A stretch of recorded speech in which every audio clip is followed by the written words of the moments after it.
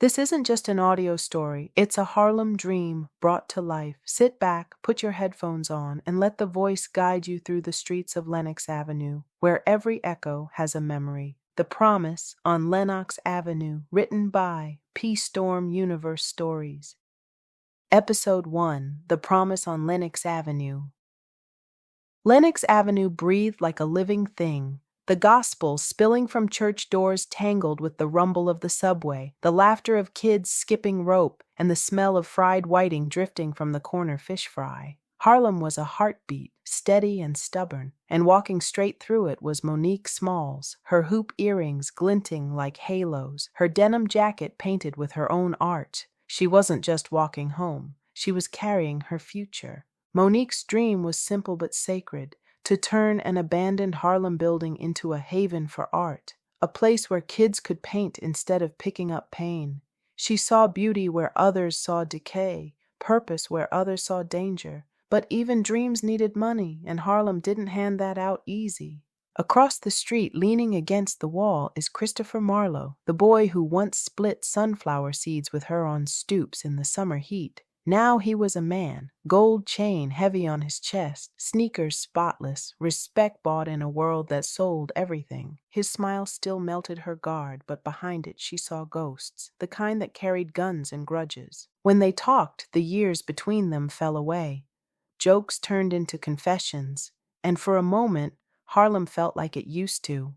Then Chris slipped an envelope into her hand, thick with cash, the kind of cash that could buy her building and her dream in one breath. "Take it, Mo," he said softly. "Build something real. Don't ask where it came from." The weight of that envelope nearly crushed her fingers. Could she build something pure out of money born from dirt? Could love survive if it was bought with secrets?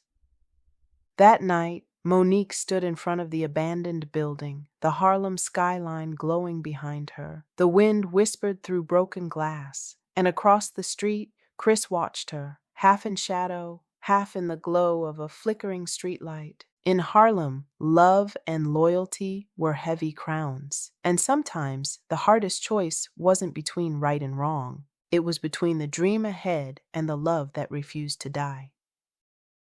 Episode 2, Crossroads. Midnight on Lenox carried a different rhythm. Neon bleeding over cracked pavement, the sound of a saxophone echoing from somewhere down the block. Monique clutched the envelope, her heart beating louder than the city. She could already see the future, murals rising where walls once crumbled, kids laughing where silence used to live. But the envelope in her hand was poison dressed like salvation. To take it was to betray everything she stood for, and maybe lose herself in the process. "Mo!" His voice came from the shadows. Chris stepping forward, half lit by a corner store sign. His eyes were tired but still dangerous. "You think I don't see it? You carry the block on your back. Let me do this for you. Let me do something that matters." Monique looked at him, the same boy who used to dream of playing ball, now trapped in a game with no referees. Her voice cracked. "Chris, you can't build light from darkness. If you want to help me, you gotta help yourself first." The silence between them was thick enough to choke on. A bus rolled by, headlights sweeping across their faces. In that light, she saw what scared her most, not the danger around him, but the part of her heart that still believed he could change. In Harlem, every choice is a crossroad, and sometimes, even when you know the right direction, your heart still turns back. Episode 3, Echoes of the Past.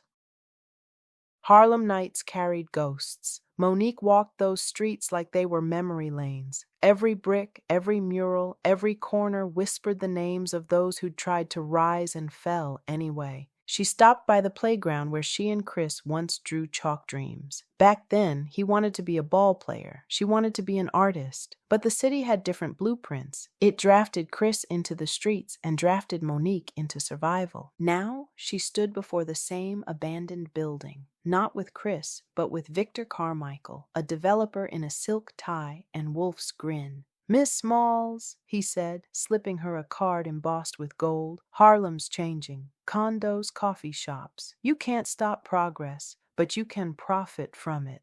Monique's jaw tightened. You can't buy the soul of a city. Victor smiled, the kind of smile that didn't reach his eyes. Everything's for sale, even dreams. As his black SUV disappeared into traffic, Monique looked back at the building. Its windows were dark, but she swore she could still see children's art painted on the walls in her mind. Bright colors fighting the gray. For the first time she realized she wasn't just up against the streets, she was up against the system. Episode 4, Lines in the Sand. Morning broke loud. Church bells, delivery trucks, the city's restless pulse. Monique was drowning in paperwork and petitions, trying to raise money clean while the clock and rent both conspired against her. Meanwhile, Chris was drowning in something else. Promises he couldn't keep. Every deal he made, he told himself it was for her, for Harlem, but every move only chained him tighter to the streets. That night, Monique worked late at her tiny office when two men emerged from the alley, hoodies up, voices sharp. "Tell your boy Marlowe he's out of time," one hissed, "or we'll collect from you."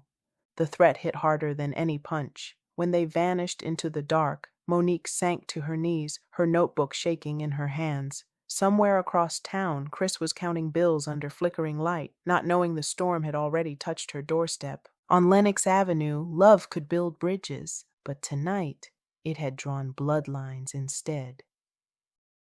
Episode 5, Blood on the Pavement. Trouble don't knock, it kicks the door in. Monique didn't see them coming, the same men from before blocking her path under the dim streetlights. Their eyes were cold, their intentions colder. "We warned you," one growled. "His debt is your debt now." Before she could scream, a shout split the air. "Back off!" Chris came flying out the shadows, fists, fury, love, and regret all rolled into one. The fight was ugly and fast, fists cracking, curses flying, Harlem watching in silence. Then a flash, a single shot. The world went quiet. Monique screamed as smoke curled through the air. One man stumbled away bleeding, the other dragging him into the dark. Chris stood shaking, blood on his hands, his or theirs, no one could tell. Then came the sirens. "Run, Mo," he said. "Don't look back." But she did, she always did, because on Lenox Avenue, even blood looked like memory. Episode 6, Dreams Ain't Free. By sunrise, Harlem knew everything. Whispers on corners, headlines in bodegas, Christopher Marlowe, hero to some, criminal to others, locked in a cell, while Monique tried to hold the dream together with nothing but faith and duct tape. Victor Carmichael reappeared, contract in hand. "Sign this," he said smoothly. "Drop your little crusade. I'll make sure your friend walks." Her hands trembled over the dotted line. On her table lay her notebook. Sketches of murals, plans for youth programs, pages of color and hope. If she signed, Chris would walk free. If she didn't, Harlem might lose everything. That night, she walked past murals of Malcolm, Harriet, and Langston, whispering to herself, "Dreams ain't free, but I'll be damned if they take mine." Episode 7, The Choice. In Harlem, even choices echo down through generations. Monique visited Chris in county lockup, the glass between them colder than truth. "Don't let them use me against you," he said. "Don't give up your dream for my mistakes." Back home, the contract waited, but so did her phone. A group text lit the screen, the neighborhood kids smiling in front of her unfinished mural. "We believe in you, Miss Smalls." Tears blurred her sight. She dropped the pen. "They can take everything," she whispered, "but not this." On Lenox Avenue, a choice was made, and war quietly began. Episode 8, The Fire Next Time. The system struck back. First the inspectors, then the permits vanished, then one night, the fire. Flames devoured her community center, turning color into ash. Neighbors screamed, buckets flying, but Monique saw the black car idling across the street. She didn't need proof. She already knew who lit the match. Tears and fury mixed on her face as the mural burned. "You can burn the walls," she shouted into the smoke, "but you ain't burning us." That night Harlem glowed, not from fire, but from rage. Episode 9, Ashes and Oaths. By morning, the block was quiet, blanketed in smoke and grief. Elders comforted her, kids cried, and Monique stood in the ruins, her notebook pressed to her chest like a heartbeat.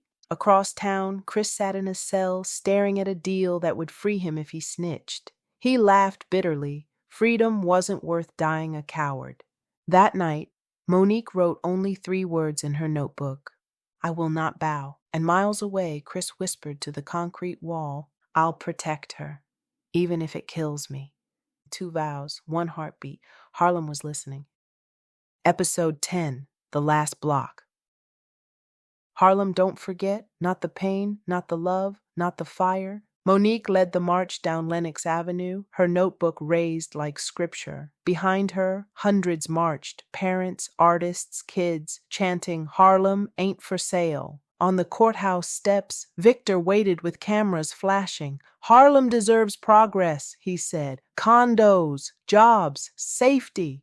Then came the clang of chains. Chris led in cuffs past reporters. Their eyes met, 1 nod, 1 unspoken promise. The crowd roared, tension boiling into chaos. But Monique climbed the courthouse steps, lifted the megaphone, and screamed, Harlem ain't for sale! We are the block! We are the dream! The roar of the people drowned the sirens, and for the first time the city seemed to listen. Harlem didn't burn that night. It rose. And as long as Lenox Avenue stood, so did they. The end. Type your thoughts below. Let's make this a full Harlem roundtable tonight.